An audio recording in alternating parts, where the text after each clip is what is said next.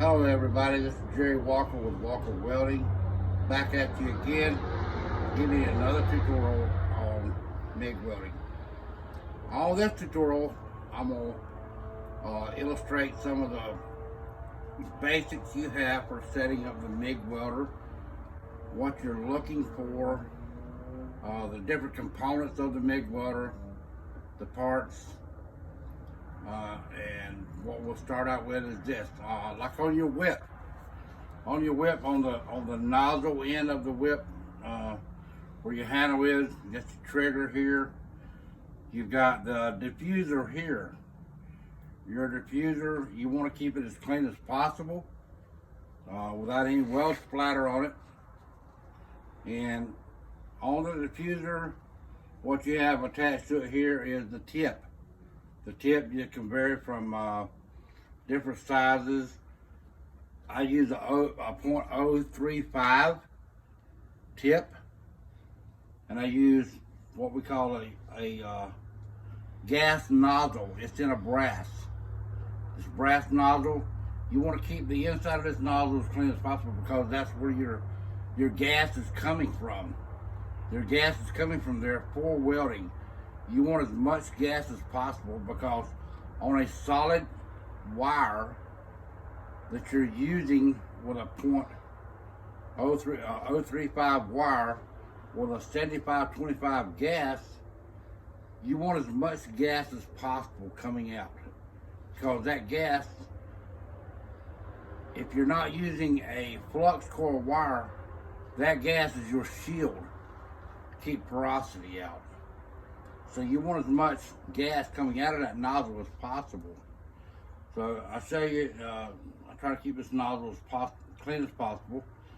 And your nozzle just screws on there. You can screw it off.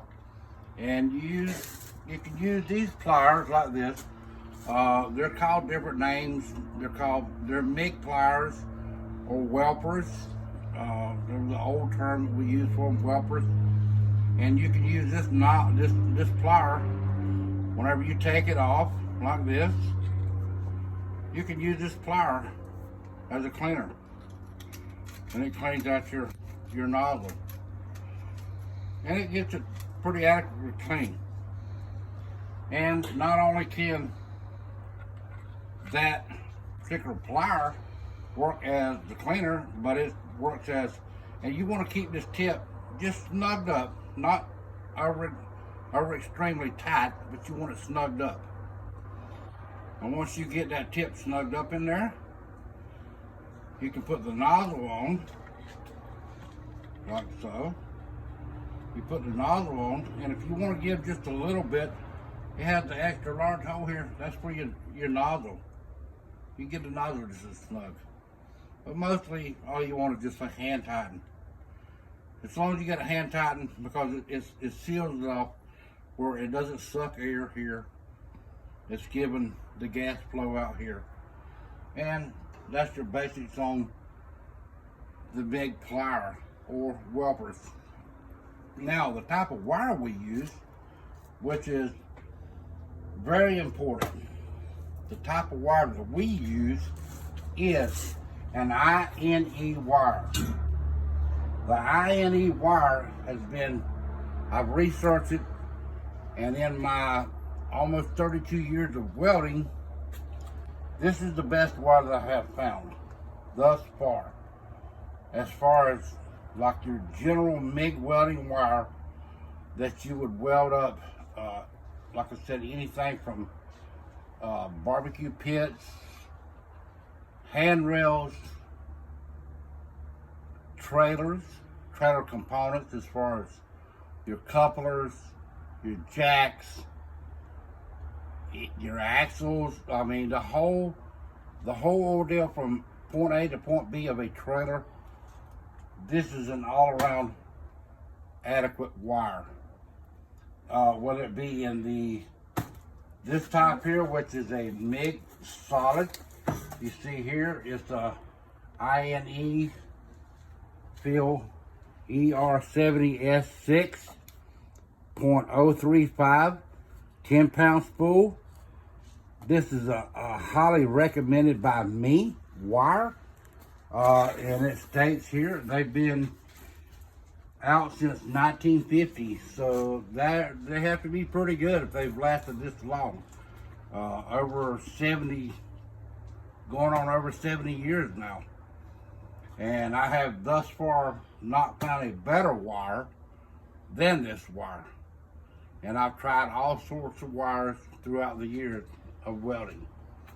Now, with that being said, on another setup like on this machine, on the Lincoln 180 that I've said that we run this machine with a 15-foot whip, and it's running on 220 voltage.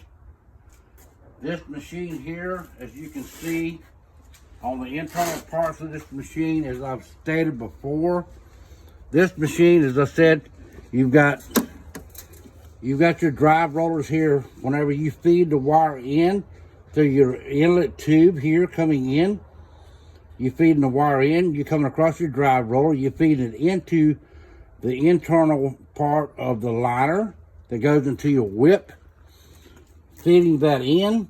Then you would click it down, you would lock it down. As far as like your adjustment of the tension on the wire, what you'll do here, this is your adjustment for the tension. You'll take this whip here, you'll set the machine up. Do not turn your gas on yet up here. Don't turn your gas on yet. You'll take this machine, you'll turn the machine on here, set up on a, whether you've got a table to set up on, whether you've got just a set of sawhorses, or you've got some kind of structure as far as like a table, sawhorses, some kind of platform you can set up on. You can set up and do like a 2x4, and what you want to do, you want to put that 2x4 there. You want to put this nozzle against it. You adjust your setting all the way down to 0. You start feeding it, mash the trigger, and you start feeding it, and then you keep turning this adjustment till it starts feeding the wire. Whenever you get a 4-inch complete circle, stop. Stop your tension. Don't turn it anymore. Let off the trigger. You've got the full amount of tensions you need. If you over increase it, it's going to start flattening your wire out. It's going to start crimping the wire down. It's just like putting a pair of vice grips onto the wire. It's going to mash the wire down, and it's not going to feed out right through. It's not going to feed out right through your tip. It may feed out through the liner that's inside the whole whip, but it's not going to feed out through the tip because it's going to be flattened out. So you stop it there. That's it. Now, we want to go to the gas side of it. The gas side of it, as I've stated before, on that ER70 S6 wire, you're going to have your gauge up here. You'll tighten into your bottle of gas. The bottle of gas, as I said, is a 75-25. 75% argon, 25% nitrous carbon dioxide, carbon dioxide. All right, with that, you'll take this gauge, you'll screw it into here. It's hooked into the back of the machine right here. You have an inlet where it hooks into the back of the machine. Whenever you get that set up, you take your whip here. You have an adjustment right here. You open your bottle up, and you'll see this side of the gauge tells you how much pressure is in this bottle, which tells me I've got to change this bottle out pretty soon, because it reads out. And normally on most bottles, we have the larger bottle, but on most bottles you're gonna have slightly smaller. Some of them are even smaller, but you'll have anywhere close to 2,000 pound of pressure in there. You have that 2,000 pound of pressure. That tells you how much pressure you got. And you don't have to have, even on a outside environment, you don't have to have a large amount of pressure coming out. You set this between 25 and 30 on an outside atmosphere, you will get plenty of gas flowing out of the nozzle. If it's a little more windier conditions, you can increase by just turning this clockwise. By turning it clockwise, you can increase that amount of pressure. And normally, even in a windy condition, you won't have to go over 40 to 45 at the most. And if you're on if you're doing this inside of a garage, you can even use less than that. You can use 15 to 20 pound of pressure coming out. It doesn't take a whole lot. The less windy it is, the less gas you will need. And if you have questions on that, like I said, comment. Ask questions on. I'm free to answer questions for you, and I'll be more than happy to answer any questions you have.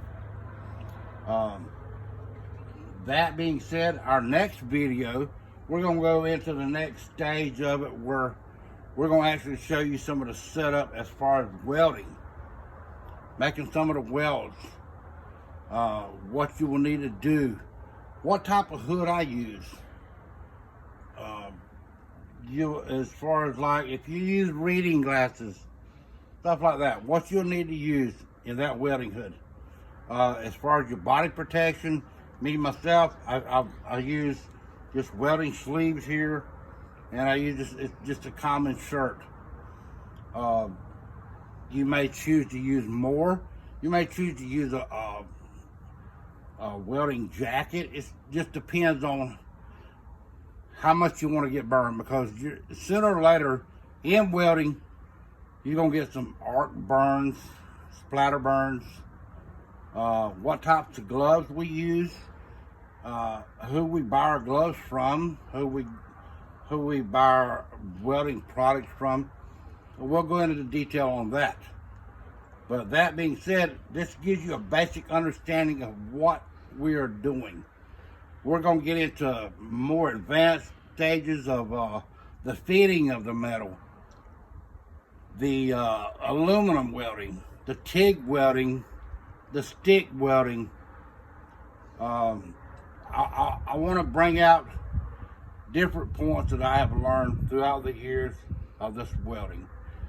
And nobody knows it all. Nobody can say they know it all. But this is for you to get an understanding of welding.